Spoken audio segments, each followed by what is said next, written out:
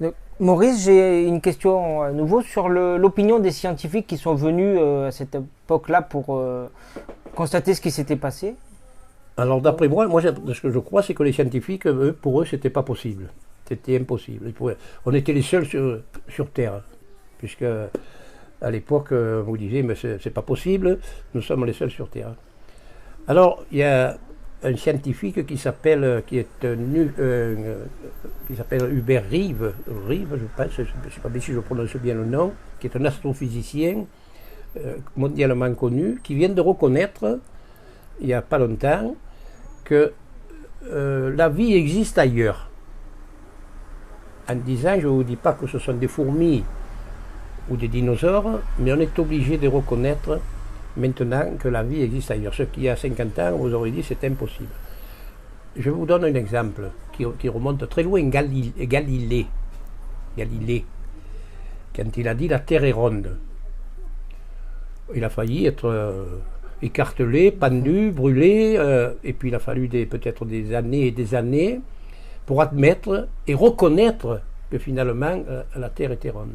Là, c'est pareil. Lorsque l'histoire s'est passée, une semaine après, il y a un chercheur du CNRS qui est venu faire une conférence. Alors, il n'est pas parti sur l'histoire de Maurice Mas. Premièrement, il parlait des fleurs, des plantes.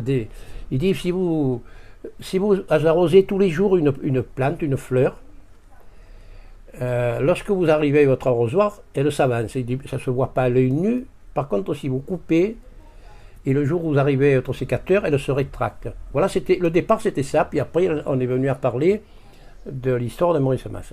Et il nous a dit, mais Valensole ne veut pas dire vallée du soleil. Notre étymologie, nous, c'est Valensoleillé, vallée du soleil.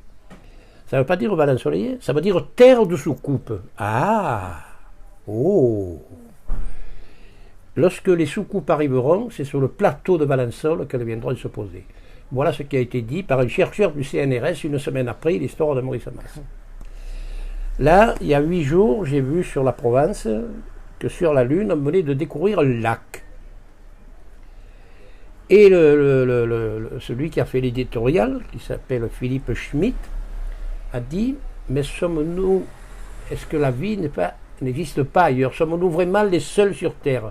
Donc on commence à s'interroger sérieusement sur ça, alors qu'il y a 50 ans, vous aurez dit, vous arrêtez, taisez-vous, vous ne savez pas ce que vous dites, nous sommes les seuls, et c'est impossible qu'il y ait des gens supérieurs à nous. Voilà. Voilà l'histoire telle que je la ressens et telle que je vous le dis. Voilà. D'accord. Très bien, mais merci Maurice. Et juste en conclusion, votre avis personnel sur ce cas-là, et ce que vous pensez, vous, de l'ufologie? Je vous dis que moi, si j'y croyais pas, je ne serais pas en train de faire sa mémoire, je ne serais pas en train d'en parler. Donc j'y crois, donc je sais il s'est passé quelque chose.